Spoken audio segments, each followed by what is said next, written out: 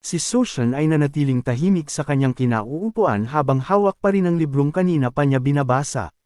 Nang makita niyang dumating sina Imchung at Byeonsang upang humingi ng tulong sa kanya, itinaas niya ang kanyang tingin at malamig na tinanong kung bakit sila lumapit sa kanya para humingi ng opinyon. Agad na sumagot si Byeonsang ng seryoso. Ayon sa kanya, wala nang ibang mas karapat-dapat hinga ng opinyon sa ganitong sitwasyon. Dahil nang mahuli si Master Wang, 3 tao lamang ang nakakaalam ng buong pangyayari, sina Byeonsang, Imchung, at Soshan. Makikita sa mukha ni Byeonsang ang matinding pag-asa habang ipinapaliwanag niya ang dahilan nito. Itinaas pa niya ang 2 kamay na para bang binibigyang diin kung gaano kahalaga sa kanila ang opinyon ni Soshan. Samantala, tahimik lamang na nakatayo si Imchung sa likuran niya habang patuloy na nakikinig sa kanilang pag-uusap. Nagpatuloy si Byeonsang sa pagpapaliwanag habang lalong napupuno ng pag-aalala ang kanyang boses. Sinabi niya na kung hahayaan nilang magpatuloy ang sitwasyon ng ganito, baka sa huli ay mapilitan silang palayain ang taong pinaghirapan nilang mahuli. Sa kabilang banda, nanatiling kalmado si Soshan sa likod ng kanyang mesa. Hawak pa rin niya ang bukas na libro habang nakikinig sa bawat salita ni Byeonsang nang hindi man lang nagbabago ang kanyang ekspresyon. Pagkatapos ay ipinaliwanag ni Soshan na wala rin naman silang gaanong magagawa tungkol sa problemang iyon. Kapag ipinadala si Master Wang sa pangunahing sangay, ang mga taong naroon na ang baalang humawak sa kaso ayon sa mga umiiral na alituntunin. Muling ipinahayag ni Byeonsang ang kanyang pag-aalala tungkol sa sitwasyon. Ayon sa kanya, napakalaki ng impluwensya ng mga taong nasa likod ng kanilang kalaban. Sigurado siyang kahit sino pa ang ipadala upang humawak kay Master Wang, hindi pa rin ito makakagawa ng ibang desisyon dahil patuloy na makikialam ang kabilang panig. Habang lalong nagiging tensyonado ang mukha ni Byeonsang, idinagdag niya na kung tuluyang mapalaya si Master Wang, malamang na sila ang una nitong pupuntahan. Malinaw ang layunin nito, ang maghayganti sa mga taong nagpakulong sa kanya. Matapos marinig ang buong paliwanag, sa wakas ay nagsalita si Soshan habang nananatiling kalmado ang kanyang tono. Habang hawak pa rin ang libro, tinanong niya kung hindi ba mas mabuti para sa kanila kung mangyari nga ang ganoong sitwasyon. Agad na nagulat si Byeonsang sa narinig. Hindi niya napigil ang tanungin kung ano ang ibig sabihin ni Soshan, na para bang hindi niya maintindihan kung saan patungo ang usapan. Unti-unting napalitan ng banayad at kalmadong ngiti ang ekspresyon ni Soshan. May buong kumpiyansa niyang ipinaliwanag na wala silang kailangang gawin kundi maghintay. Ayon kay Soshan, kapag dumating si Master Wang upang maghayganti, iyon mismo ang magiging dahilan para legal nilang maalis siya sa kanilang landas. Sa ganoong dahilan, maaari nilang patayin si Master Wang nang hindi na kailangang isipin ang iba pang problema. Napatahimik si Byeonsang habang nanlalaki ang kanyang mga mata sa gulat. May isang patak pa ng malamig na pawis na damaloy sa kanyang mukha, na nagpapakita kung gaano siya nagulat sa mungkahi ni Soshan. Ganito rin ang ekspresyon ni Imchung na nakatayo sa likuran niya. Gulat na gulat siyang tumingin kay Soshan habang pilit na inuunawa ang planong hindi nila kailanman naisip. Nanatili pa ring gulat si Byeonsang sa mungkahi ni Soshan. Habang tensyonado ang kanyang mukha at may malamig na pawis sa kanyang pisngi, muli niyang sinabi ang isa pang bagay na sa tingin niya ay hindi maaaring balewalain. Ayon kay Byeonsang, kung tuluyang mapalaya si Master Wang, posibleng hindi ito dumating ng mag-isa. Maaari pa itong magbayad ng isang mas mapanganib na asasin upang maghayganti sa kanila. Agad na tumugon si Soshan sa pag-aalalang iyon habang nananatiling kalmado. Walang kahit kaunting pagkataranta.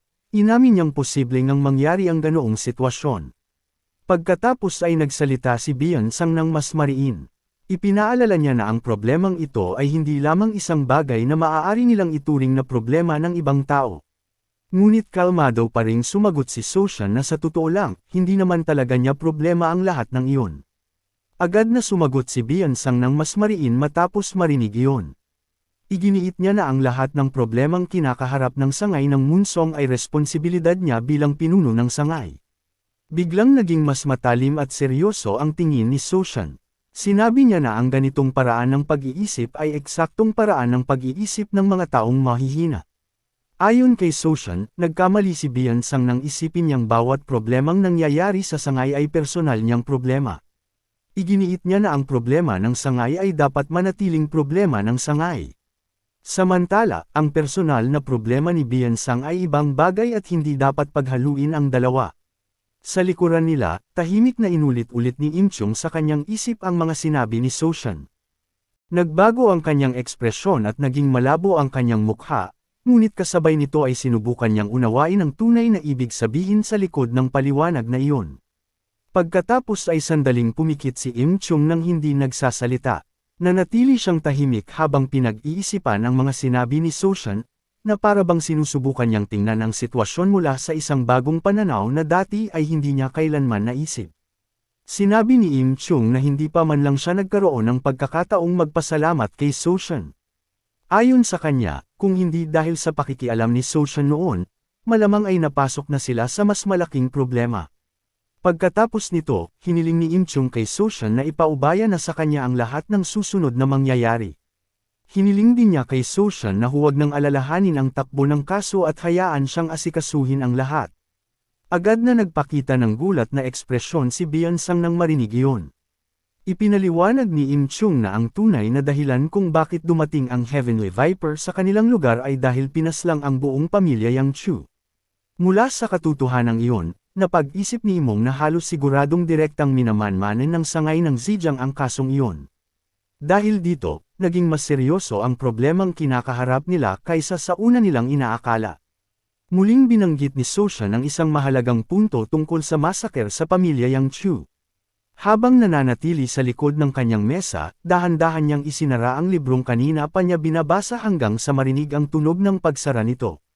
Sa harap ni Soshan, kapwa nagpakita ng gulat na ekspresyon sina Biansang at Imchung. Maingat silang tumingin kay Soshan matapos nilang muling marinig ang tungkol sa massacre sa pamilya Yang Chu. Unti-unti nilang napagtanto na direktang may kaugnayan ang pagbubunyag na iyon sa dahilan kung bakit dumating ang Heavenly Viper sa kanilang lugar. Kasabay nito, may kaugnayan din ang pangyayaring iyon sa taong tunay na nagmamanman sa buong kaso. Nanatiling kalmado si Imchung matapos niyang banggitin ang massacre sa pamilya Yang Chu. Sa kontroladong tono, ipinaliwanag niya na nangyari ang insidenteng iyon mismo noong araw na dumating si Soshan sa lugar na iyon.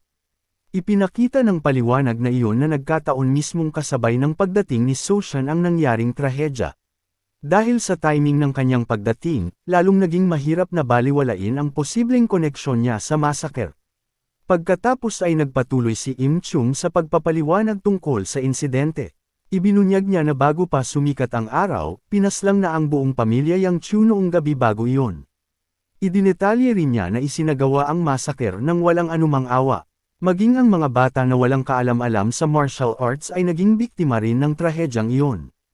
Dahil dito, walang sinumang miyembro ng pamilya Yang Chu ang nakaligtas. Dahil sa katotohanan iyon, ang massacre ay hindi lamang isang simpleng alitan kundi isang trahedyang nag-iwan ng mas malaking misteryo sa likod nito. Nanatiling kalmado at seryoso ang ekspresyon ni Soshan habang nakikinig sa mga katotohanan tungkol sa trahedya. Hindi siya nagpakita ng labis na emosyon na parabang hinihintay muna niyang marinig ang buong paliwanag bago gumawa ng conclusion. Seryosong tumugon si Biansang sa paliwanag na iyon. Habang nakahalukip-kap, inamin niyang talagang kakilakilabot na kaso ang massacre na iyon. Ngunit pagkatapos nito, ipinahayag ni Biansang ang kanyang pagkalito. Hindi pa rin niya nauunawaan kung ano ang koneksyon ng trahedya sa pamilya Yang Chu at kay Master Wang kaya tinanong niya kung paano nagkakaugnay ang dalawang pangyayari. Sa nananatiling kalmadong sitwasyon, pinakiusapan ni Imchung si Biansang na huwag agad gumawa ng conclusion. Malinaw sa kanyang sinabi na mayroon pang mahalagang paliwanag na hindi niya naibabahagi at hindi pa lubusang nalalantad ang koneksyon ng dalawang kaso.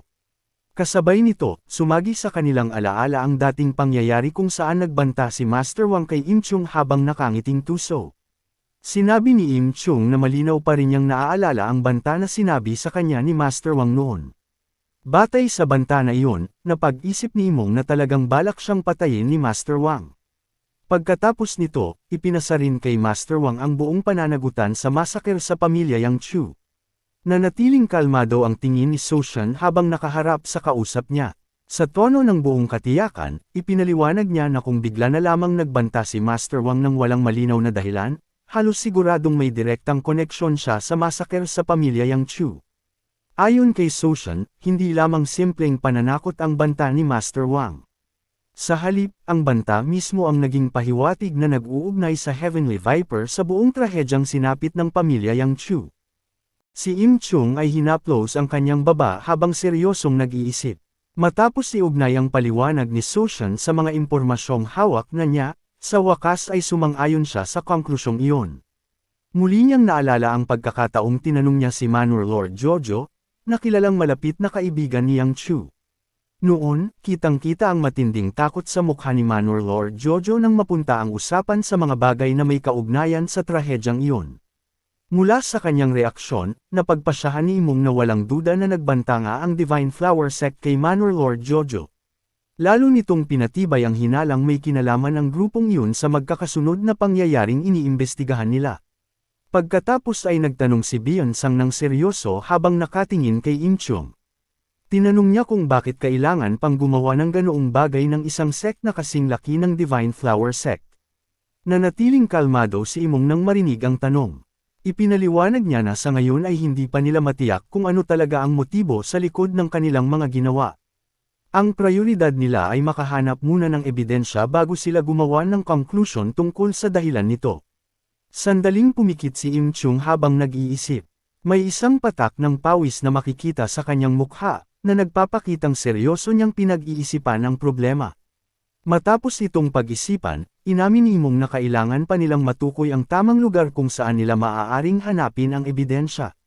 Kung wala silang malinaw na pahiwatig, mahihirapan silang matuklasan ang koneksyon sa likod ng kasong ito. Mula sa likod ng mesa, muling nagbigay ng bagong direksyon si Soshan. Nanatiling kalmado at puno ng kumpiyansa ang kanyang ekspresyon nang ipaalala niyang may isang grupo na matagal nang nagmamasid sa mga kilos ng Divine Flower Sect. Upang maging mas malinaw ang kanyang punto, nagbigay ng halimbawa si Soshan. Ayon sa kanya, kung may isang sect na dating nangunguna ngunit bumagsak sa ikalawang pwesto matapos maaga ng Divine Flower Sect ang kapangyarihan, malaki ang posibilidad na alam nito ang iba't ibang kilos at galaw ng Divine Flower Sect. Agad na nagbago ang ekspresyon ni Im Kung nang marinig iyon. Lumaki ang kanyang mga mata at bahagyang bumuka ang kanyang bibig. Sa wakas ay naunawaan niya ang pahiwatig na ibinigay ni Soshan. Mula roon, nakarating si Im Kung sa isang conclusion. Agad niyang binanggit ang Heos Sword Clan bilang grupong tinutukoy ni Soshan. Ipinaliwanag ni Imong na matagal nang minamanmanan ng Heos Sword Clan ang Divine Flower Sect. Dahil dito, naniniwala siyang halos siguradong may nalalaman ang clan na maaaring maging pahiwatig o maging mahalagang ebidensya para sa kasong iniimbestigahan nila. Samantala, mahinahong ipinikit ni Soshan ang kanyang mga mata habang nananatiling walang emosyon ang kanyang mukha. Napagtanto ni Imong na ang kaaway ng kanyang kaaway ay maaaring maging kakampi o kahit isang panig na maaaring makatulong sa kanyang layunin. Sa kalmado at kontroladong tono, nagpasalamat si Im Kung kay Soshan. Hindi direktang natulungan siya ng payo ni Soshan na matukoy ang isang panig na posibleng maging kapaki-pakinabang sa kanilang investigasyon. Agad na kinuyam ni Byeonsang ang isa niyang kamao habang nagliliwanag ang kanyang mukha sa excitement. Matapos makuha ang pahiwatig mula kay Soshan, agad na niyaya ni Imong si Byeonsang na umalis upang masundan nila ang bagong impormasyong kanilang nalaman. Naghanda naman si Byeonsang na sumama sa kanya. Habang nananatiling mataas ang kanyang sigla, sinabi ni Byeonsang na mula pa sa simula ay alam na niyang may sagot si Soshan na hinahanap nila. Sigurado siyang kayang magbigay ng kanilang senior martial brother ng pahiwatig na makatutulong upang malutas ang kanilang pagkakabulam sa investigasyon. Pagkatapos ay, ibinaling ni Byeonsang ang kanyang tingin kay Soshan na nananatiling nakaupo sa likod ng mesa. Sa tono na puno ng pag-uusisa, hiniling niyang sabihin ni Soshan ang sagot tungkol sa lason. Ayon kay Byeonsang, malalaman lamang nila ang katotohanan kung magsisimula silang kumilos batay sa pahiwatig na ibinigay ni Soshan. Pagkatapos ay muli niyang tiniyak kung tama nga ba ang lahat ng paliwanag na sinabi ni Soshan. Nanatili lamang na nakaupo si Soshan nang walang anumang pagbabago sa kanyang kilos. Bahagya lamang niyang inilihis ang kanyang tingin sa gilid habang nananatiling kalmado at walang emosyon ang kanyang mukha. Walang agad na sagot na lumabas sa kanyang bibig. Hinayaan lamang ni Soshan na ang katahimikan ang sumagot sa tanong habang nananatili ang kanyang malamig na tingin. Muli niyang inilihis ang kanyang tingin sa gilid nang hindi nagbabago ang kanyang ekspresyon.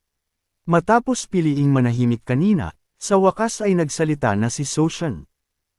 Ipinapakita ng kanyang kilos na kahit natagpuan na niya ang sagot, hindi niya hahayaang manatili siya roon para lamang madamay sa problemang iyon. Mabilis na lumipas ang oras. Lumipat ang tagpo sa labas ng isang gusali na nagsisilbing headquarters ng sangay ng Merm Alliance. Sa loob ng isang meeting room sa headquarters, nakaupo si Soshan habang kaharap si Imchung na nasa kabilang bahagi ng mesa. Samantala, nakatayo naman si Biansang sa tabi ni Imchung sa isang tahimik ngunit seryosong sitwasyon.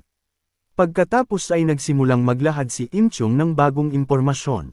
Ang pag-uusap na ito ay tungkol sa Yang Chu at sa Heo Sword Clan, na naging mahalagang bahagi ng kanilang investigasyon. Nanatiling blanko at kalmado ang ekspresyon ni Soshan habang nakikinig sa paliwanag ni Imchung. Ipinaliwanag ni Imchung na ginawang isa sa mga pangunahing bagong negosyo ng Divine Flower Sect ang industriya ng paggawa ng bakal. Sinabi rin niya na minsang nakatanggap si Yang Chu ng kahilingan mula sa Patriarch ng Heo Sword Clan. Hiniling ng pinuno ng Heo Sword Clan kay Yang Chu na imbestigahan ang operasyon ng paggawa ng bakal matapos niyang malaman ang tungkol dito. Ngunit napatay si Yang Chu habang iniimbestigahan niya ang isang kalabang sekta. Dahil nangyari ang kanyang pagkamatay habang isinasagawa niya ang investigasyon, malakas ang hinalang maaaring nasa likod ng kanyang pagpatay ang Divine Flower Sect. Ipinaliwanag ni Imchung na ang lahat ng impormasyong hawak nila sa ngayon ay mga hindi direktang pahiwatig lamang. Hindi pa sapat ang mga ebidensyang iyon para magsilbing matibay na batayan sa kaso. Sinabi rin niya na nangako ang Heo Sword Clan na magbibigay sila ng testimonya. Ngunit gagawin lamang nila iyon kapag nakakuha na ang kanilang panig ng mas matibay na ebidensya. Nagpakita naman si Biansang ng magkahalong pagkagulat at pagkalito habang nakatayo sa likod ni Imchung. Bahagyan niyang itinaas ang isang kamay bago itanong kung bakit kailangang patayin ang isang buong pamilya dahil lamang sa pag-iimbestiga sa isang kalabang sekta. Pagkatapos ay naglahad si Imchung ng isang hinala. Ayon sa kanya, maaaring may natuklasan si Yang Chu na isang bagay na hindi niya dapat kailanman nalaman. Iyon ang maaaring naging dahilan kung bakit siya at ang buong pamilya niya ay pinatay. Nanatiling tahimik si Soshan sa likod ng mesa. Walang anumang pagbabago sa kanyang ekspresyon nang sabihin niyang maaaring ang pagmasaker sa pamilya Yang Chu ay isang personal na paghihiganti. Ayon sa pagsusuri ni Soshan, ang pagpatay na iyon ay nagsilbi rin bilang isang babala. Nais ipakita ng salarin sa ibang tao na sinumang mangangahas na makialam sa bagay na kanilang itinatago ay sasapitin din ng parehong kapalaran. Bilang pagpapatibay sa mensaheng iyon, ipinakita ang larawan ng banta. Malinaw ang mensahe. Sinumang makikialam sa bagay na iyon ay kailangang maging handang harapin ang parehong kahihinatnan gaya ng pamilya Yang Chu. Sa kalmadong tono, pagkatapos ay sinabi ni Soshan na mayroong isang kahinahinalang bagay sa naging desisyon. Sinimulan ng Divine Flower Sect ang negosyo ng paggawa ng bakal sa pinakatimog na bahagi ng Zhejiang. Ipinaliwanag niya na sa geographical na aspeto, hindi naman nagbibigay ng malaking pakinabang sa kanila ang lokasyong iyon. Sa halip, maaari pa nitong dagdagan ng malaki ang gastos sa transportasyon at ang kabuoang operasyon. Nanatiling tahimik ang buong silid matapos ang kanyang paliwanag. Ngunit biglang may narinig silang tawag mula sa labas ng silid na pumutol sa katahimikan. May nagsabi na hinahanap ng pinuno ng unit si Warrior Beck. Hiniling din niya kay Warrior Beck na agad na pumunta sa interrogation room. Nanatiling nakaupo si Soshan na walang emosyon habang nakikinig sa anunsyong iyon. Wala ring makabuluhang pagbabago sa kanyang kilos. Matapos marinig ang tawag, agad na naunawaan ni Soshan ang sitwasyon. Napagtanto niyang ang pagpapatawag sa kanya ay isang paraan upang gipitin o pilitin siya sa interrogation room. Samantala, nabahala si Biansang at iniunat ang isang kamay patungo kay Soshan upang pigilan siya. Binalaan niya si Soshan na mas mabuting huwag siyang pumunta sa interrogation room. Ayon kay Biansang, maaaring mawala ang kalmado ng isang tao dahil sa pressure sa lugar na iyon. Sa ganitong sitwasyon, maaari ring hindi sinasadyang mabunyag ng isang tao ang impormasyong hindi naman dapat niyang sabihin. Nanatiling kalmado si Soshan nang tumayo siya mula sa kanyang upuan. Pagkatapos ay naglakad siya palayo sa mesa patungo sa pinto nang walang kahit kaunting pag-aalinlangan sa pagpapatawag sa kanya. Patuloy pa ring sinusubukan ni Byeonsang na pigilan siya habang nakatingin sa kanyang likuran. Ngunit casual lamang na sumagot si Soshan na hindi siya nag-aalala sa interrogation room. Ipinaliwanag niya na noong nakaraan ay ilang beses na siyang sumailalim sa interogasyon. Dahil dito, mas pamilyar pa para sa kanya ang interrogation room kaysa sa sarili niyang pribadong silid. Sa pabirong tono, idinagdag ni Soshan na dati ay madalas niyang ginugol ang kanyang oras kasama ang mga malalaking kriminal na nakakulong sa underground prison ng Murem Alliance. Dahil sa karanasang iyon, hindi na bago para sa kanya ang isang lugar gaya ng interrogation room. Pagkatapos ay lumingon si Soshan habang nagpapakita ng bahagyang kalmadong ngiti. Ipinaliwanag niya na karamihan sa mga taong dati niyang nakilala ay namatay na at 2 na lamang ang natitira. Binanggit din niya na ang isa sa 2 taong iyon ay may bisyo sa pag-inom ng alak. Casual niyang sinabi iyon na parabang nagkukwento lamang tungkol sa isang lumang alaala na hindi naman gaanong mahalaga. Agad namang pinaalalahanan siya ni Byeonsang na hindi iyon ang tamang oras para makipagkwentuhan o magyabang. Malinaw pa rin sa kilos ni Byeonsang ang pag-aalala niya para sa kaligtasan ni Soshan. Nanatili siyang nakatayo habang nakatingin sa direksyong nila Karen ni Soshan. Makikita sa kanyang mukha ang magkahalong pagkagulat at pag-aalala. Tila hindi pa rin siya handang hayaan si Soshan na harapin ng mag-isa ang interrogation room. Muli niyang iniunat ang isang kamay na parabang nais pa rin niyang pigilan o tawagin si Soshan. Labis ang kanyang pag-aalala nang tawagin niya si Soshan bilang kanyang senior brother. Sa likuran ni Byeonsang, tumayo si Imchung at inilagay ang isang kamay sa balikat nito. Nakapikit at kalmado ang kanyang ekspresyon habang banayad niyang pinipigilan si Byeonsang. Ang paghawak na iyon ay isang senadoryas upang huwag nang habulin o patuloy na pigilan si Soshan. Sa wakas ay tumigil si Byeonsang. Bagamat nakatutok pa rin ang kanyang tingin sa unahan at bakas sa mukha ang matinding pag-aalala, nanatiling kalmado si Imchung habang nakapatong ang kamay sa balikat ni Byeonsang. Malinaw na ipinapahiwatig ng kilos nito na dapat na niyang tigilan ang pagpigil kay Soshan at hayaan itong umalis. Sa kalmado at nakakakumbinsing ekspresyon, niyaya ni Imchung si Byeonsang na sumama sa kanya. Sinabi rin niya kay Byeonsang na huwag nang patuloy na mag-alala kay Soshan. Nag-aalalang tumingin pa rin si Byeonsang kay Imchung, ngunit unti-unti niyang naunawaan ang ibig sabihin ng senadoryas nito at sa wakas ay tumigil na sa pagtatangkang habulin si Soshan. Pinakalma naman ni Imchung si Byeonsang at sinabi na ang kanyang kahangahangang senior brother ay hindi mukhang isang taong madaling mamatay dahil lamang sa kagat ng isang ahas. Lumipat ang tagpo sa interrogation room. Nakaupo si Soshan sa tapat ng pinuno ng unit na kalmadong nakaupo sa likod ng mesa. Tahimik at formal ang atmosphere sa loob ng silid. Matalim na pinagmasdan ng pinuno ng unit si Soshan. Makalipas ang ilang sandali, nagsimula siyang magtanong tungkol sa background ng lalaki. Nakahalukip-kap ang 2 kamay sa harap ng kanyang dibdib, tinanong ng pinuno ng unit kung dati bang nagsilbi si Soshan bilang miyembro ng Iron Sword Squad. Kalmado ang tono niya, ngunit malinaw na kinukumpirma lamang niya ang impormasyong dati na niyang nakuha. Maikli lamang ang naging sagot ni Soshan at kinumpirma niya ang hinalang iyon. Nanatili siyang kalmadong nakaupo habang kaharap ang pinuno ng unit at hindi nagpakita ng anumang makabuluhang pagbabago sa kanyang emosyon. Ipinagpatuloy ng pinuno ng unit ang kanyang mga tanong. Sa pagkakataong ito, nais niyang makumpirma ang huling posisyon na hinawakan ni Soshan sa Iron Sword Squad. Sumagot si Soshan na dati siyang naging squad leader. Nanatiling seryoso at mapagmatsyag ang ekspresyon ng pinuno ng unit habang tila tinitiyak ang tunay na pagkakakilanlan at background ng taong ini-interrogate niya. Lalong tumalim ang kanyang tingin nang ulitin niya ang impormasyon tungkol sa pagiging squad leader ni Soshan ng Iron Sword Squad. Tila lalo nitong pinatibay ang kanyang pagtatasa sa kakayahan ng lalaking nasa harap niya. Naalala ng pinuno ng unit ang reputasyon ng elite unit ng Murem Alliance. Para sa kanya, makatuwiran lamang na ang isang taong may background tulad ni Soshan ay kayang talunin si Hukso, na kilala bilang isang napakabangis na mandirigma. Naalala rin niya ang ulat na natalo si Hukso sa isang suntok lamang.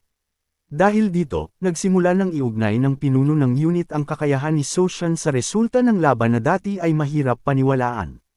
Patuloy na seryosong nakatingin ang pinuno ng unit kay Soshan. Napagpasyahan niyang si Hukso ay isang master na napakahirap kalabanan.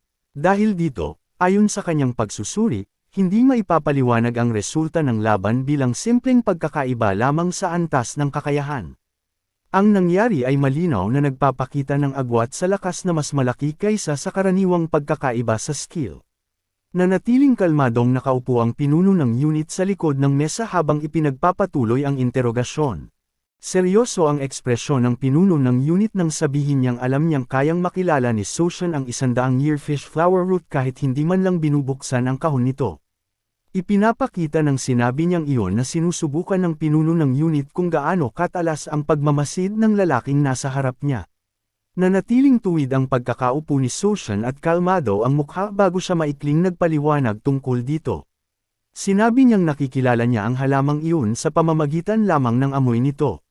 Walang pag-aalinlangan ang kanyang sagot, na parabang pangkaraniwan lamang sa kanya ang ganitong kakayahan. Nanatiling relaxed at kumpiyansa si Soshan nang ipaliwanag niyang napakatalas talaga ng kanyang pangamoy. Pagkatapos ay idinagdag niyang mas mahusay pa kaysa rito ang kanyang paningin. Ipinakita ng kanyang mga salita ang buong tiwala niya sa talas ng lahat ng kanyang pandama. Gayunpaman, kalmado pa rin niyang sinabi yun nang hindi nagpapakita ng labis na kay-abangan. Pinaalalahanan siya ng pinuno ng unit na sagutin lamang ang mga tanong na ibinibigay sa panahon ng interogasyon. Pagkatapos ay sinabi nitong narinig na rin niya ang tungkol sa lumalaking reputasyon ni Soshan matapos nitong makaharap ang Divine Flower Sect. Nanatiling kalmado si Soshan nang banggitin ang kanyang reputasyon. Sinabi lamang niya na itinuturing niyang papuri ang naturang pagtatasa ng hindi nagpapakita ng anumang makabuluhang pagbabago sa kanyang emosyon. Bahagyang ngumiti ang pinuno ng unit. Nanatili itong kalmado at formal nang sabihin kay Soshan na huwag muna itong magpasalamat. Ipinaliwanag ng pinuno ng unit na maaaring may ibang panig na maghain ng reklamo laban kay Soshan. Ito ay dahil itinuturing na gumamit si Soshan ng labis na puwersa sa naunang insidente. Nanatiling blanko at kalmado ang ekspresyon ni Soshan. Maikli siyang sumagot at ipinakitang wala siyang pakialam kung may sinumang gustong maghain ng reklamo laban sa kanyang ginawa. Iniusog ni Soshan ang isang kamay at ipinatong ito sa ibabaw ng mesa. Nanatiling kalmado ang kilos niya at hindi nagpapakita ng anumang agresibong intensyon, ngunit sinimulan na niyang ilihis ang usapan patungo sa isang bagay na mas mahalaga para sa kanya. Bahagyang yumuko si Soshan pasulong habang diretso niyang tinitigan ang pinuno ng unit. Naging mas seryoso at mas nakatuon ang kanyang ekspresyon nang simulan niyang pag-usapan ang bagong impormasyong natanggap niya. Sinabi niyang nakatanggap siya ng impormasyon tungkol sa Divine Flower Sect. Pinaghihinalaang sinuhulan ng grupo ang mga martial artist ng Zhejiang Division. Makikita sa tono ni Soshan na inililipat na niya ang usapan patungo sa isang bagay na mas mahalaga kaysa sa naunang paksa. Nanatili ang kanyang tingin sa pinuno ng unit habang hinihintay niyang makita ang magiging reaksyon nito. Nakapatong pa rin sa mesa ang isang kamay ni Soshan habang matalim niyang tinitigan ang kanyang kausap. Habang lalong nagiging seryoso ang sitwasyon, direkta niyang hiniling na ipaliwanag ang tungkol sa impormasyong iyon. Tinanong din niya kung ano ang nalalaman ng pinuno ng unit tungkol sa hinihinalang infiltration ng Divine Flower Sect sa Zhejiang Division. Malinaw na nais malaman ni Soshan kung hanggang saan ang nalalaman ng Murem Alliance tungkol sa mga kilos ng grupo. Agad namang sumagot ang pinuno ng unit na nakaupo sa likod ng mesa. Sinabi niyang wala siyang nalalaman tungkol sa hinihinalang pagpasok ng Divine Flower Sect sa Zhejiang Division. Pagkatapos ay siya naman ang nagtanong sa isang mapanuring tono. Hiniling niyang ipaliwanag ni Soshan kung saan ito nakuha ang naturang impormasyon. Agad namang binigyang diin ni Soshan na hindi ang mismong nilalaman ng impormasyon ang pinakamahalaga para sa kanya. Ayon sa kanya, mas mahalagang malaman kung saan ito nagmula at kung sino ang pinagmula ng impormasyong natanggap niya. Nanatiling kalmado ang pinuno ng unit at seryoso ang kanyang tingin habang sumasagot. Iginiit niyang nais lamang niyang tiyakin kung totoo ang impormasyong natanggap niya. Wala siyang ipinakitang senyales na balak niyang pilitin o pagbantaan si Soshan. Binigyang diin lamang ng pinuno ng unit na bahagi ng proseso ng pagberipika ng mga katotohanan ang kanyang tanong. Ipinagpatuloy ni Soshan ang kanyang paliwanag habang nananatiling matalim at nakatuon ang kanyang ekspresyon. Sinabi niyang kung talagang nais ng pinuno ng unit na beripikahin ang bagay na iyon, dapat idirekta ang investigasyon sa mga martial artist mula sa Zhejiang Division. Sa kalmadong tono, ipinaliwanag ni Soshan na hindi niya basta maaaring ibunyag ang pagkakakilanlan ng taong nagbigay sa kanya ng impormasyon. Kung malalaman ang pagkakakilanlan ng source, tiyak na hindi mananatiling tahimik ang mga taong sangkot kapag nalaman nila kung saan nagmula ang pagtagas ng impormasyon. Ang pinuno ng unit ay nakinig sa paliwanag na iyon habang patuloy na nakatitig kay Soshan ng seryoso. Makikita sa kanyang ekspresyon na unti-unti na niyang nauunawaan ang ipinapahiwatig nito. Matapos itong pag-isipan sandali, inamin ng pinuno ng unit na talagang hindi mananahimik ang mga sangkot kapag nabunyag ang pagkakakilanlan ng taong nagbigay ng impormasyon. Naunawaan niyang ang basta-bastang pagbubunyag sa pinagmula ng impormasyon ay maaari lamang maglagay sa panganib sa taong nagbigay nito. Ipinaliwanag naman ni Soshan ang isa pang posibleng maging epekto nito. Kapag tuluyang nabunyag ang krimen ni Hall, tiyak na madadami sa investigasyon ang lahat ng martial artist na tumanggap ng suhol mula sa kanya. Hindi rin nila maiiwasan ang mga kahihinatnan ng kanilang pagkakasangkot. Dahil dito, ang pagkakabunyag sa kaso ni Hall Master Wang ay maaaring magbukas ng mas malawak pang problema. Agad na sumang-ayon ang pinuno ng unit sa ganitong pangangatwiran. Sa mahinahong tono, inamin niyang ganoon nga ang maaaring mangyari kapag tuluyang lumutang ang kaso. Gayunpaman, biglang nagbago ang ekspresyon ng pinuno ng unit. Kumunat ang kanyang noo at may namuong butil ng pawis sa kanyang mukha. Tanda na nagsisimula na siyang makaramdam ng matinding pressure habang nagpapatuloy ang kanilang pag-uusap. Sa kanyang isipan, napagtanto ng pinuno ng unit na ang taong kaharap niya ay hindi isang ordinaryong tao. Sandali niyang naramdaman na para bang siya mismo ang iniinteroga at hindi si Soshan. Napagtanto rin niya na pumili pala si Hall Master Wang ng isang kalaban na napakahirap harapin. Ang pagiging kalmado ni Soshan sa buong pag-uusap ay lalo lamang nagpatibay sa impresyong iyon. Nanatiling tuwid ang poster ni Soshan habang nakaupo siya sa kabilang panig ng mesa, kalmado pa rin ang kanyang ekspresyon. Samantala, nagsimulang tumayo ang pinuno ng unit mula sa kanyang upuan. Ipinahiwatig ng pagbabago ng kanyang posisyon na papunta na sa pagtatapos ang kanilang pag-uusap. Patuloy lamang na tinitigan ni Soshan ang pinuno ng unit nang walang anumang pagbabago sa kanyang emosyon. Tuluyang tumayo ang pinuno ng unit at muling naging kalmado ang kanyang ekspresyon. Pagkatapos ay tinapos niya ang kanilang pag-uusap sa pagsasabing kung iyon lamang ang nais pag-usapan ni Soshan, maaari na nilang tapusin ang kanilang pagkikita. Nanatiling tahimik si Soshan matapos ang kanilang pag-uusap. Paglabas nila ng silid, agad na nagtanong si Beyonce tungkol sa naging resulta ng pag-uusap habang halatang mausisa at seryoso ang kanyang ekspresyon. Ipinaliwanag ni Soshan na posibleng magsampa ng reklamo ang kabilang panig laban sa kanya. Kaugnay ito sa paggamit niya ng labis na puwersa noong proseso ng pagdakip. Nakinig si Beyonce ng seryoso habang bahagyang itinataas ang isa niyang kamay habang nagsasalita. Ipinahayag niya ang kanyang pag-aalala tungkol sa takbo ng kasong kanilang kinakaharap. Ayon kay Beyonce, kung magpapatuloy ang sitwasyon nang hindi nila nahahanap ang kinakailangang ebidensya, malaki ang posibilidad na tuluyang mapalaya sina Wang Gan at Fuxo. Kung walang sapat na ebidensya, wala silang matibay na basehan upang ipagpatuloy ang mga paratang laban sa dalawa.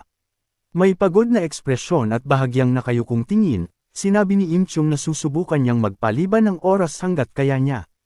May namuo pa ring butil ng pawis sa kanyang mukha, tanda ng pressure na kailangan niyang tiisin habang nagpapatuloy ang lahat ng ito.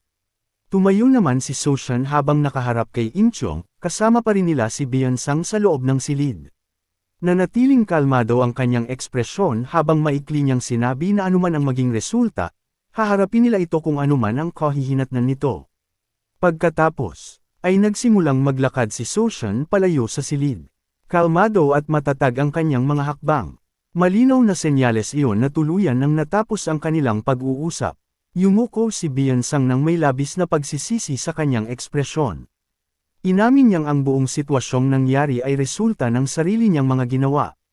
Lalong naging mabigat ang kanyang pakiramdam habang nagsasalita siya. Pakiramdam ni Bian Sang, ang desisyong ginawa niya noon ang nagdulot ng mga kahihinatnang kailangan ngayong harapin ng lahat. Nanatili namang kalmado si Soshan habang diretsyo lamang siyang nakatingin sa harapan. Hindi siya nagpakita ng labis na emosyon sa pag-amin ni Bian Sang. Mahigpit na ikinuyong ni Bian Sang ang kamay niyang balot pa rin ng benda sa gilid ng kanyang katawan. Ipinakita ng kilos na iyon ang kanyang pagsisisi, pagkadismaya, at lalong lumalalim na pakiramdam ng pagkakasala. Sa tono na puno ng pagsisisi, inamin niyang nagsimula ang buong serye ng mga pangyayari dahil pinili niyang habulin ang isang malaking Orthodox sect. Sinisi ni Bian Sang ang desisyong iyon bilang dahilan ng paglitaw ng lahat ng problemang kailangan nilang harapin ngayon. Huminto sandali si Soshan sa kanyang paglalakad. Bahagya siyang lumingon kay Bian Sang habang nananatiling kalmado ang kanyang ekspresyon at walang bakas ng galit o puot. Itinanggi ni Soshan ang paniniwalang si Bian Sang ang may kasalanan sa lahat.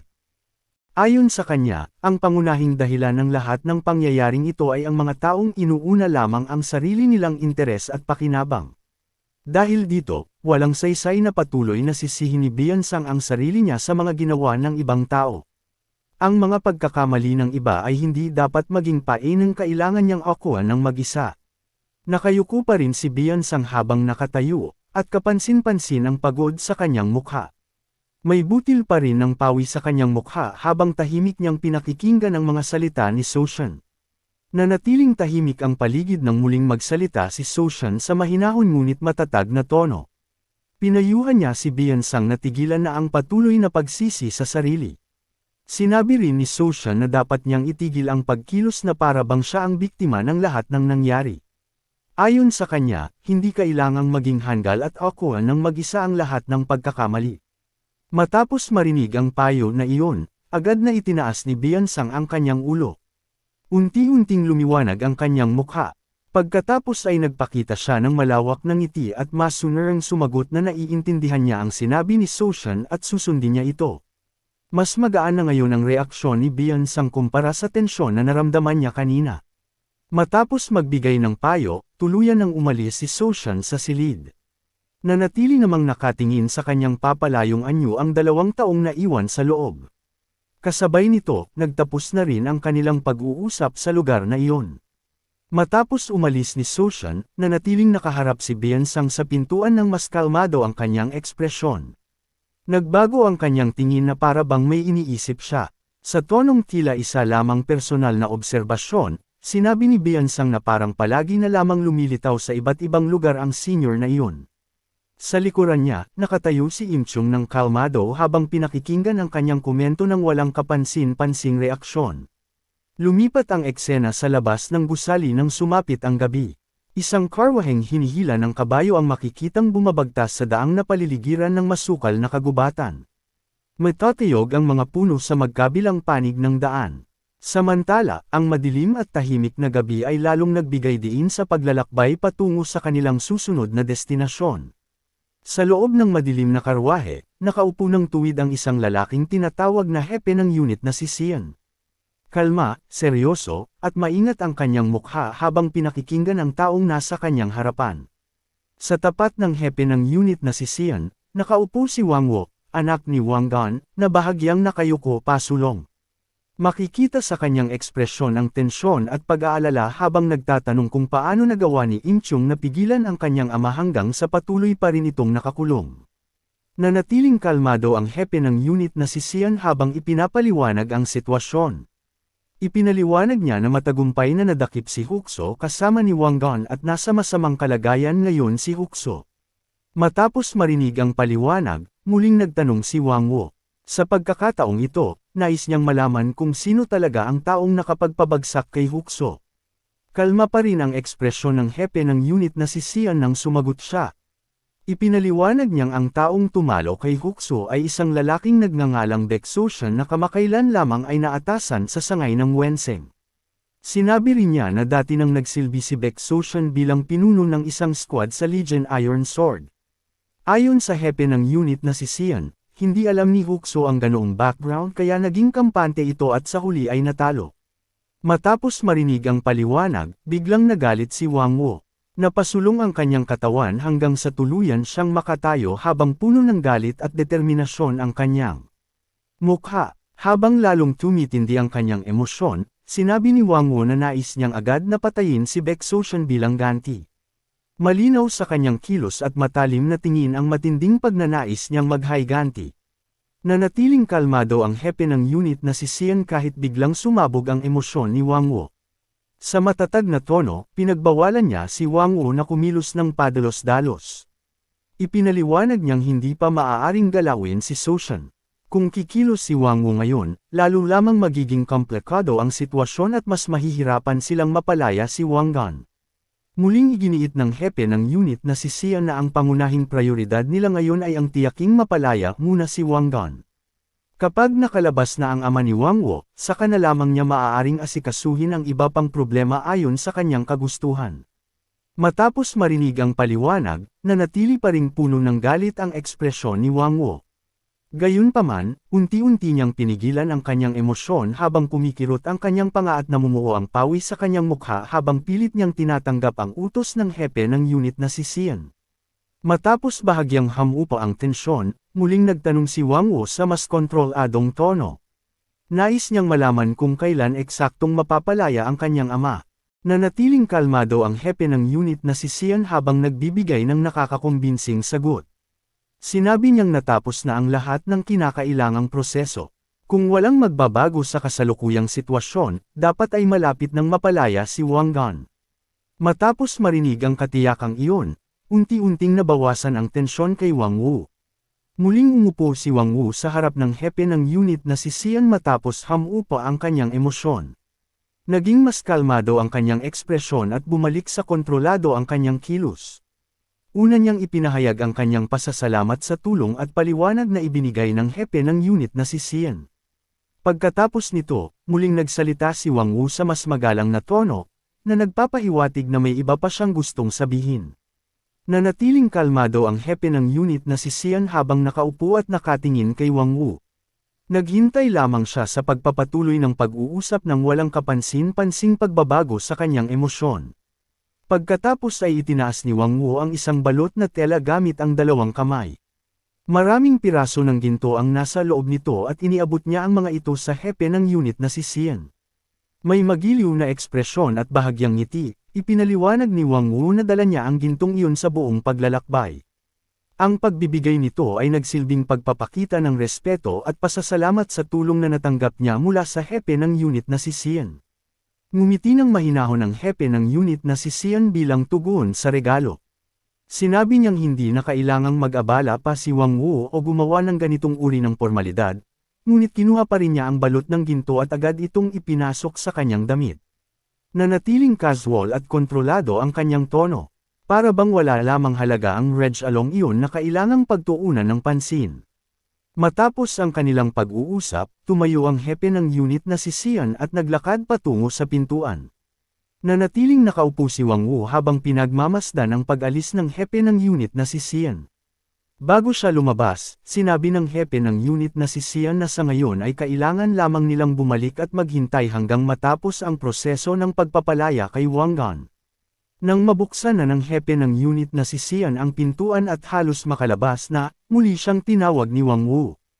Huminto ang hepe ng unit na si Xian at bahagyang lumingon sa likuran, ipinapakitang handa pa rin siyang makinig. Biglang naging mas seryoso ang kanyang ekspresyon at tumulim ang kanyang tingin. Muli siyang nagtanong tungkol sa pagpatay sa pamilya Chu. Nais ng hepe ng unit na si Xian na tiyaking wala talagang kinalaman si Wang Wu sa masaker na iyon. Mas seryoso ang tono ng tanong na iyon kumpara sa kanilang mga naunang pag-uusap. Agad na itinanggi ni Wang Wu ang paratang sa matatag na tono. Nanatiling kontrolado ang kanyang ekspresyon, ngunit malinaw na naging mas seryoso siya habang sumasagot. Iginiit ni Wang Wu na walang anumang kinalaman ang kanilang organisasyon sa pagpatay sa pamilya Chu. Tinanong pa niya kung bakit sila ikinokonekta ng hepe ng unit na si Xian sa naturang insidente. Hindi na pinalawig ng hepe ng unit na si Xian ang pagtatalo matapos marinig ang sagot. Nanatili siyang kalmado habang ipinaliliwanag na ang tanong ay bahagi lamang ng kanyang pag-iingat upang matiyak ang lahat ng posibleng mangyari. Hiniling niya kay Wang Wu na huwag nang masyadong isipin ang tanong kung talagang walang kaugnayan ang kanilang organisasyon sa massacre. Matapos iyon, muling nagpatuloy ang hepe ng unit na si Xian sa paglalakad palabas ng karwahe. Bago siya tuluyang umalis, magalang siyang nagpaalam. Sinabi ng hepe ng unit na si Xian na hanggang dito na lamang ang kanilang pagkikita at maaari silang muling magkita sa susunod na pagkakataon. Nanatili si Wang Wu sa loob ng karwahe ng seryoso ang ekspresyon. Patuloy niyang pinagmamasdan ng hepe ng unit na si Xian habang palayo ito hanggang sa tuluyan ng matapos ang kanilang pag-uusap. Matapos umalis ang hepe ng unit na si Xian, biglang nagbago ang ekspresyon ni Wang Wu at napuno ito ng galit. Umungol siya habang mapanuyang nilalay ang Murem Alliance. Sa kanyang isip, ang mga miyembro ng Murem Alliance ay isang grupo lamang ng mga Hangul na hindi man lang alam kung sino talaga ang naglalaro sa kanila. Mababa ang tingin ni Wang Wu sa kanila at itinuturing niya silang isang grupo ng mga walang silbi. Samantala, patuloy na naglakad palayo ang hepe ng unit na si Xian ng kalmado. Iniwan niya si Wang Wu sa likuran ng walang anumang reaksyon sa mga insultong ibinato nito. Patuloy siyang naglakad sa katahimikan. Nanatiling blanko ang kanyang mukha habang matalim ang kanyang tingin na nakatutok sa ibaba. Para bang may mas mahalaga siyang iniisip. Muling pumasok sa kanyang isipan ang mga sinabi ni Wang Wu kanina sa tonong puno ng pagkainis. Kasabay nito, naalala rin niya si Sushan na tila patuloy na nagmamasid sa sitwasyon ng walang anumang pagbabago sa ekspresyon. Unti-unting sumili ang isang bahagyang ngiti sa labi ng hepe ng unit na si Xian. Kahit bahagya pa rin siyang pinagpapawisan, nagbago ang kanyang ekspresyon at naging tuso habang napagtatanto niyang talagang mga baliw ang mga miyembro ng Divine Flower. Ipinagpatuloy ng hepe ng unit con ang kanyang pag-iisip. Para sa kanya, hanggat nakukuha niya ang pinakamalaking bahagi ng pakinabang, hindi na ganoon kahalaga ang ibang mga problema. Aminado siyang malamang na magiging magulo ang sitwasyon pagkatapos nito. Pero hindi yun problema basta't natutupad pa rin ang kanyang sariling interes. Patuloy na naglakad ang hepe ng unit Xian sa isang makitid na daan sa gitna ng kagubatan habang gabi. Iniwan niya ang lugar ng kanilang pagkikita nang hindi man lang lumingon sa likuran. Samantala, lalo pang pinatindi ng mga dahon at katahimikan ng kagubatan ang pakiramdam na tuluyan nang natapos ang pag-uusap nila ni Wang Wu. Nakatingin ng diretsyo sa harapan si Bian Sang habang bakas sa kanyang mukha ang pagkagulat at hindi makapaniwala. Nanlalaki ang kanyang mga mata at bahagyang nakabuka ang bibig dahil hindi pa rin niya matanggap ang desisyong katatapos lamang niyang marinig. Humarap si Bian Sang kay Im Chung sa loob ng silid habang nagsasalita ng may matinding pagkagulat at emosyon. Tinatanong niya kung bakit nila kailangang palayain sina Wang Gan at Huxu matapos ang lahat ng kanilang isinakripisyo para mahuli ang dalawa. Mahinahong sumagot si Im Chung mula sa likod ng mesa. Kinumpirma niyang siya mismo ang gumawa ng desisyong iyon at ipinaliwanag na nakataya rin ang kaligtasan ni Bian Sang. Dahil dito, naramdaman niyang kailangan muna niyang ipaalam ang desisyon kay Bian Sang. Yumuko si Bian Sang habang balisa. Makikita ang malamig na pawis sa kanyang pisngi habang nagsisimula siyang magtanong kung malalagay ba sila sa panganib pagkatapos nito. Seryosong tumugon si Im Chung na nakaupo sa kanyang harapan. Ipinaliwanag niyang posible nga ang ganoong banta pero kahit piliin nilang huwag palayain ang mga bihag, hindi rin gaganda ang kanilang sitwasyon. Ipinaliwanag ni Im Chung na ang tanging ebidensya nila tungkol sa alok na suhol ay ang testimonya nila ng kanyang asawa. Malinaw na hindi pa sapat ang ebidensyang iyon para maging matibay na batayan sa kaso. Para naman sa mga paratang ng pag-atake at tangkang pagpatay, mas pabor pa ang sitwasyon sa kabilang panig. Ipinaliwanag ni Im Chung na batay sa mga nangyari, ang kabilang panig pa nga ang nagtamo ng mga pinsala. Sinabi rin niya na kahit ipadala ang mga bihag sa Zhejiang Division, hindi pa rin sila magiging ligtas mula sa pagpapalaya. Naroon si Qian Yangho, kaya malamang na mapapalaya rin ang mga bihag sa huli. Sa kabilang banda, kung hindi nila sila palalayain, mapupunta sina Wang Gan at Huxu sa kulungan ng Murem Alliance. Maaari nitong itulak ang kabilang panig na magpadala ng isang mamamatay tao upang habulin sila bilang paghihiganti. Dahil dito, ayon kay Im Chung, ang pinakamagandang hakbang ay palayain muna sila at hayaan silang maging kampante. Pagkatapos nito, kailangan nilang makalakam ng matibay na ebidensya na talagang magpapatunay na si Wang Gan ang nasa likod ng pagpatay sa pamilya Yang Chu. Biglang naging matalim ang tingin ni Im Chung. Makikita sa kanyang mukha ang matinding determinasyon habang iginiit niyang kapag nakuha na nila ang tiyak na ebidensya, sa kanila tuluyang papatayin si Wang Gan nang walang anumang pag-aalinlangan. Nanlaki agad ang mga mata ni Biansang sa sobrang tensyon nang marinig ang mungkahing iyon. Muling lumitaw ang malamig na pawis sa kanyang pisngi. Samantala, nanatiling kalmado si Im Chung habang seryoso ang kanyang mukha at bahagyang makikita ang kanyang balbas. Sa loob ng silid, nakatayo ngayon si Im Chung sa likod ng isang malaking mesang gawa sa kahoy. Nakatayo mismo sa kanyang harapan si Biansang habang pinoproseso ang lahat ng paliwanag na katatapos lamang niyang marinig. Pagkatapos, bahagyang ngumiti si Biansang at naging mas palakaibigan ang kanyang ekspresyon. Sinabi niyang mukhang bahagya na ring nagbago ang kanilang pinuno ng sangay.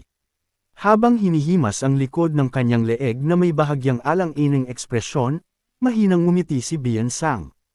Ipinahayag niya ang kanyang pagtataka sa sitwasyong kinailangan nilang harapin ilang araw lamang ang nakalipas. Parang nagbubulong, inamin ni Biansang na kung wala si Senior Soshan sa lugar na iyon, pakiramdam niya ay hindi nila kakayaning harapin ang lahat ng problemang iyon. Biglang pinutol ni Im Chung ang kanyang sinabi. Sinabi niyang maaaring hindi ganap na tama ang dating hinala ni Biansang, kaya agad itong nagtaka. Kitang-kita ang pagkagulat sa mukha ni Biansang habang nanlalaki ang kanyang mga mata at nakataas pa rin ang kanang kamay malapit sa kanyang balikat. Nakinig siya habang iginiit ni Im Chung na sa totoo lang, walang masamang mangyayari. Lumipat naman ang eksena sa labas ng silid. Makikitang umiindayog ang mga sanga at dahon ng mga puno bago unti-unting malaglag dahil sa hangin. Samantala, nagsimulang marinig ang boses ni Im Chung habang nagpapatuloy ang eksena. Sa kanyang isipan, napagtanto ni Im Chung na ang isang pangyayaring ganito kalaki ay dapat sana'y nagdulot ng malaking kaguluhan. Ngunit sa halip, lumipas ang lahat na para bang walang anumang nangyari. Gayunpaman, hindi may kakaila na nagdala ng malaking pagbabago sa kanila ang pagdating ni Baek Soshan. Mula nang pumasok siya sa kanilang buhay, nagawa niyang yumanig hindi lamang kay Biansang kundi pati na rin sa kanyang sarili. Nagpatuloy si Im Chung sa pagsasalita ng may pag-aalinlangan at bahagyang pagpapakumbaba. Napagtanto niyang mga ordinaryong tao lamang sila. Malaki ang pagkakaiba nila kay Baek Soshan. Sa tono ng kanyang boses na puno ng pagdududa, tinanong ni Im Chung kung kaya ba talaga nilang mamuhay tulad ng pamumuhay ni Baek Soshan. Makikita sa tanong na iyon na hindi pa rin siya lubos na sigurado sa kanilang sariling kakayahan. Nakatayo ng tuwid si Biansang habang nakaharap kay Im Chung. Sumang-ayon siya sa sinabi ng pinuno ng sangay na kung magpapatuloy lamang ang lahat ng normal tulad ng dati, walang anumang pagbabago o malaking pangyayaring magaganap. Umalangaw-ngaw ang mga yabag ni Biansang sa sahig na gawa sa kahoy sa loob ng silid. Tinawag niya si Im Chung at tinukoy ito bilang pinuno ng sangay. Seryoso at matatag ang ekspresyon ni Biansang. Inilagay niya ang kanang palad sa kaliwang bahagi ng kanyang dibdib habang formal niyang ipinahayag ang kanyang determinasyon. Sinabi niyang gagamitin niya ang pagkakataong ito sa pinakamabuting paraan na kaya niya. Para sa kanya, dapat niyang gamitin ang pagkakataong ito upang baguhin ang landas ng kanyang buhay na matagal na niyang tinatahak. Pagkarinig sa determinasyong iyon, nagpakita si Im Chung ng isang malawak at makahulugang ngiti. Makikita sa kanyang mga mata na nauunawaan niya ang pagbabagong unti-unting nabubuo sa loob ni Biansang. Sa kanyang puso, sinagot ni Im Chung ang tanong na kanina pa umiikot sa kanyang isipan. Para bang tinanong niya ang sarili kung bakit hindi nila ito kayang gawin, bago niya napagtantong nagsimula na pala ang proseso ng kanilang pagbabago. Pagkatapos, nagbahagi si Biansang ng isang pagninilay. Noon, hindi niya ito kailanman lubos na napagtanto, ngunit mas mabigat pala ang buhay ng isang martial artist kaysa sa kanyang inaakala. Ayon kay Biansang, marahil ay dahil hindi talaga sila namuhay tulad ng karaniwang mga tao.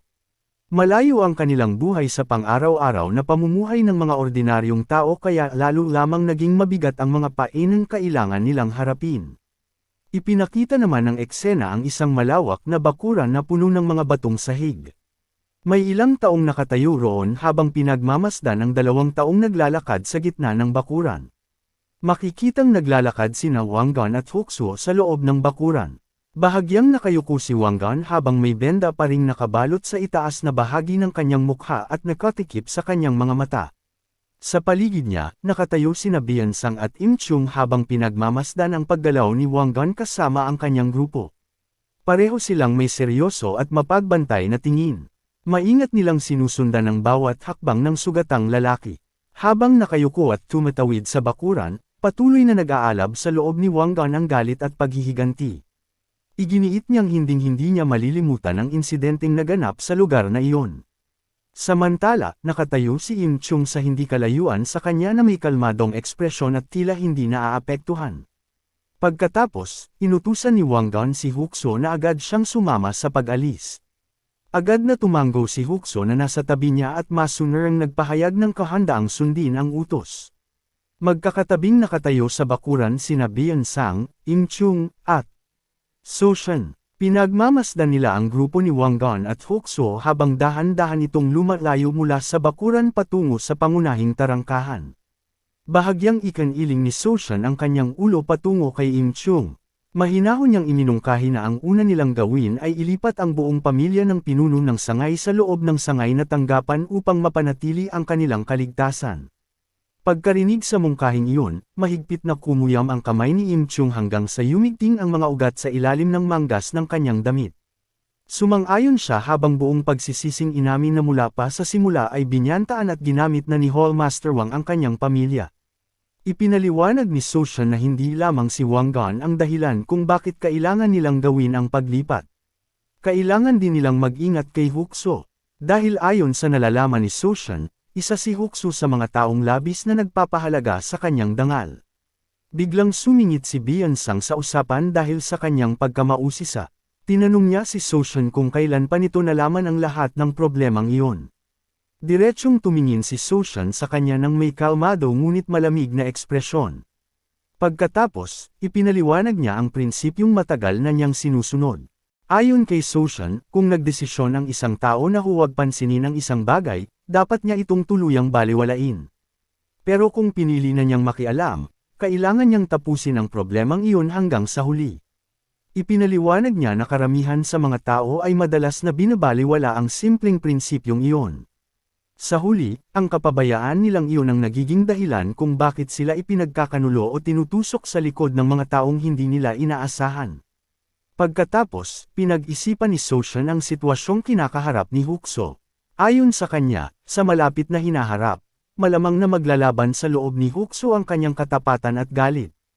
Nakinig si Im Chung sa paliwanag habang bahagyang nakayuko. Nanatiling kalmado ang kanyang ekspresyon, pero malinaw na malalim niyang pinag-iisipan ang sitwasyong katatapos lamang ipaliwanag. Ipinagpatuloy ni Soshan ang kanyang sinabi at sinabi niyang kung pagbabatayan ang personalidad ni Hukso hanggang ngayon, malinaw na kung alin sa dalawang panig ang kalaunan ay mananaig. Nanatiling tahimik si Im Chung at hindi sumingit sa usapan, hinayaan lamang niyang umalangaw ang mga salita ni Soshan sa lalong sumiseryosong paligid. Biglang tumalikod si Im Chung at tumakbo habang sumisigaw na kailangan niyang dalhin agad ang kanyang pamilya sa lugar na iyon. Ipinakita ng kanyang desisyon na nagsisimula na niyang maunawaan kung gaano kahalaga ang pagtiyak sa kaligtasan ng kanyang pamilya. Casual namang nagkomento si Bian Sang tungkol sa sitwasyon. Sa ganitong kalagayan, pakiramdam niya ay maswerte siyang wala siyang pamilyang kailangan pang alalahanin ang kaligtasan. Pagkatapos, tumingin si Bian Sang kay Soshan na may bahagyang pagtataka at pagkamausisa sa mukha. Tinanong niya kung may pamilya ba si Soshan. Diretsyong tumingin si Soshan sa harapan ng may kalmado at walang emosyon na ekspresyon. Maikli lamang siyang sumagot at sinabing wala talaga siyang pamilya. Habang lumilipas ang oras, nagsimulang maging madilaw ang kalangitan sa dapit hapon. Pagkatapos, nagbigay si Im Chung ng mungkahi na pansamantala silang manatili at doon muna magpalipas ng gabi. Sa ibang lugar, nakatayo ang asawa ni Im Chung na may bakas ng pag-aalala sa mukha habang hawak ang harapan ng kanyang damit. Tinanong niya si Im Chung kung magiging maayos ba ang lahat. Nakatayo si Im Chung sa harap ng kanyang asawa habang pilit na nagpapakita ng kalmadong ekspresyon upang siya ay mapanatag. Iniangat niya ang isang kamay at hiniling sa kanyang asawa na huwag mag-alala, pagkatapos ay iminungkahi niyang magpahinga muna ito. Ngunit sinabi ng kanyang asawa na nakarinig siya ng iba't ibang mga tsismis tungkol sa kalagayan ni Im Chung. Kahit hindi niya alam ang buong detalye, sinasabi ng mga tsismis na nasa panganib si Im Chung. Pagkarinig nito, biglang naging matalim at seryoso ang tingin ni Im Chung. May halong pagkagulat at biglaang pagkaunawa sa kanyang mga mata matapos marinig ang balitang iyon. Tumayo ng tuwid si Im Chung habang seryoso at matatag na nakatingin sa kanyang asawa. Buong katiyakan niyang sinabi na sa anumang paraan, sisiguraduhin niyang hindi madadami sa problemang iyon ang kanyang asawa at si Chan. Tumingin ang asawa ni Im Chung sa kanyang asawa ng may halong pagmamahal, lamang, at bahagyang lungkot. Makikita sa kanyang mga mata na nauunawaan niya ang bigat na pasan ng kanyang asawa. Mahigpit na hinawakan ng kanyang asawa ang kamay ni Im Chung bilang pagpapakita ng pagmamahal at katatagan. Naalala niya ang pangakong pinanghawakan nila mula pa noong araw ng kanilang kasal. Ayon sa kanya, kung kailangan nilang mamatay, mamamatay silang magkasama. Kung bibigyan naman sila ng pagkakataong mabuhay, mamumuhay rin silang magkasama. Tumayo ang asawa ni Im Chung sa harap mismo ng kanyang asawa sa labas ng isang gusaling gawa sa kahoy. Iginiit niyang huwag isipin ni Im Chung na pinipigilan nila ni Chan ang kanyang mga kilos. Hiniling niya kay Im Chung na gawin kung ano ang sa tingin niyang tama. Kahit mangyari ang pinakamasama, iginiit ng kanyang asawa na haharapin niya ang kamatayan kasama ang kanyang asawa. Nanatiling tahimik si Im Chung habang nakayuko. Baka sa kanyang mukha ang pag-aalala, bigat ng kalooban, at matinding emosyonal na pasanin. Matapos marinig ang matatag na paninindigan ng kanyang asawa, yumuko si Im Chung at mariing nagbigay ng katiyakan sa matatag na tinig.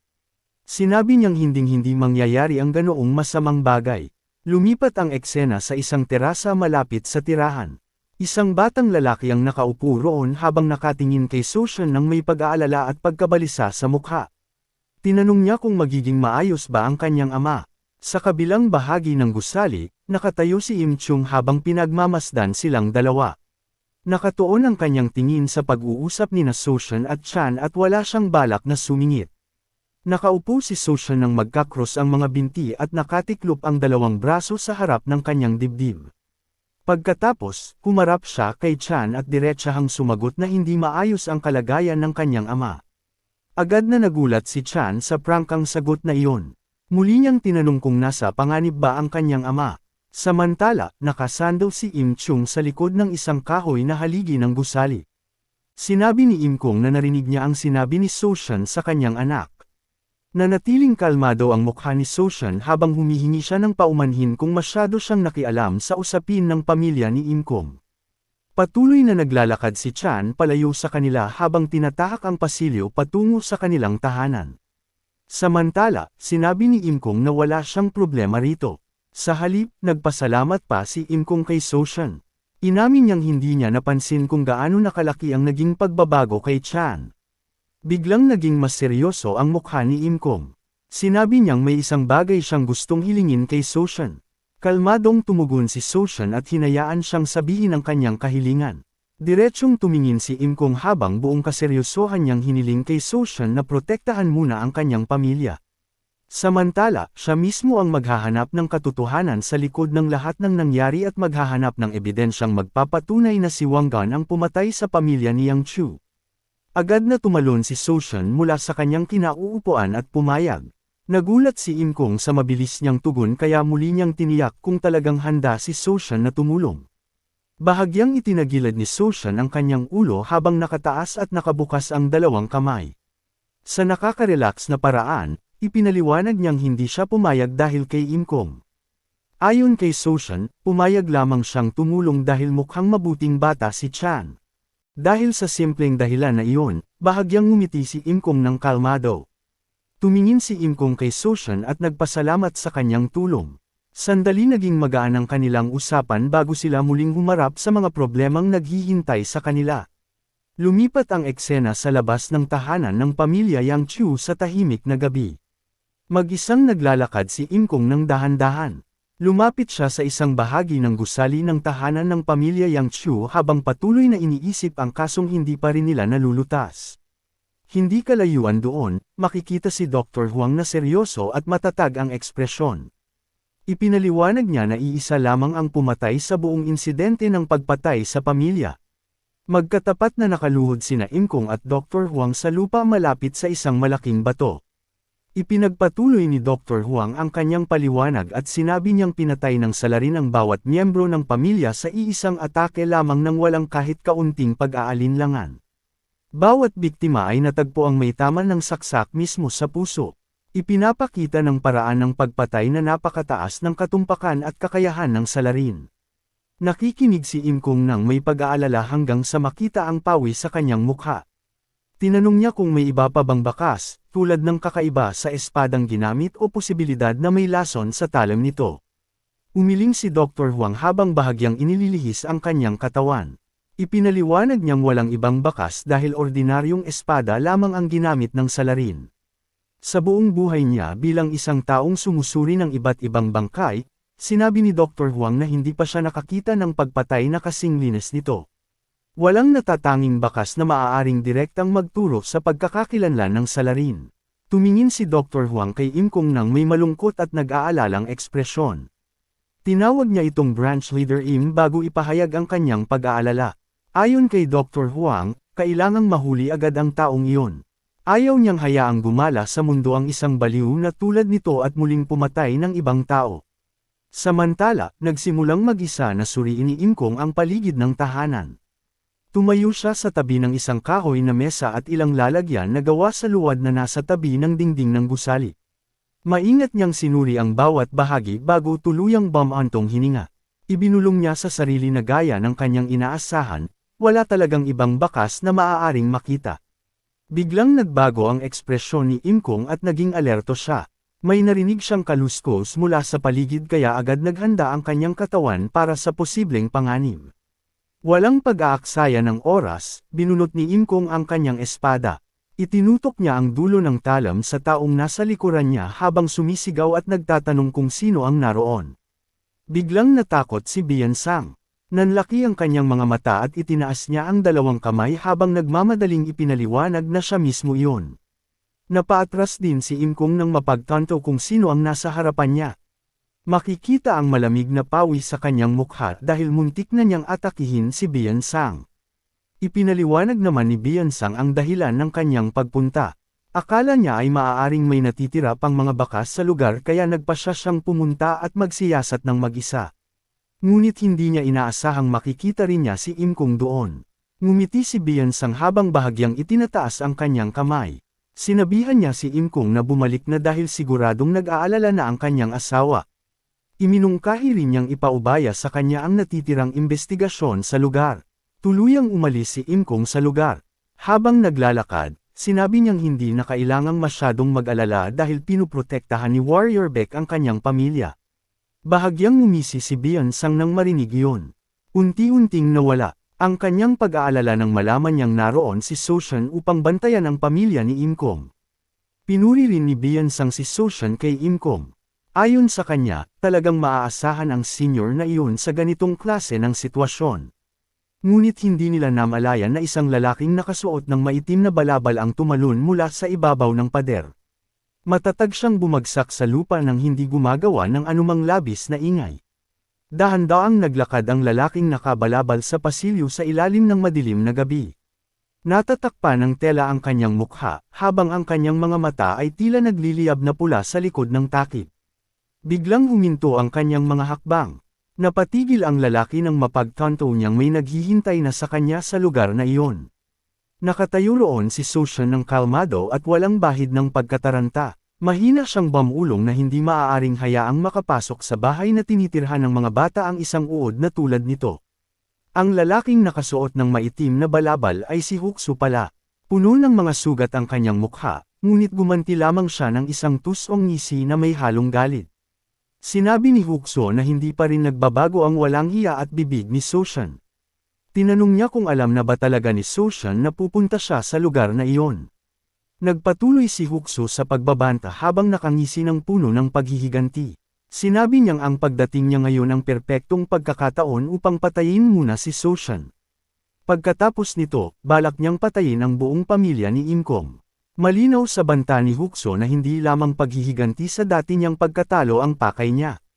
Nagsimulang balutin ng nagliliyab na pulang enerhiya ang dulo ng espada ni Hukso. Kumalat ang matalim na aura sa paligid niya, tanda na handa na siyang magpakawala ng nakamamatay na atake. Biglang sumugod si Hukso habang buong galit na humahampas gamit ang espadang nababalot ng matalim na pulang aura. Inamin niyang naging pabaya siya sa dati nilang laban. Ngunit sa pagkakataong ito, iginiit ni Hukso na magiging iba ang lahat. Hindi niya balak ulitin ang parehong pagkakamali nang harapin niya si Soshan. Nanatiling kalmado si Soshan habang hinaharap ang atake. Sinabi lamang niyang ang nangyayari ngayon ay eksaktong naaayon sa kanyang inaasahan. Sa isang iglap, mabilis at eksaktong kumilos si Soshan.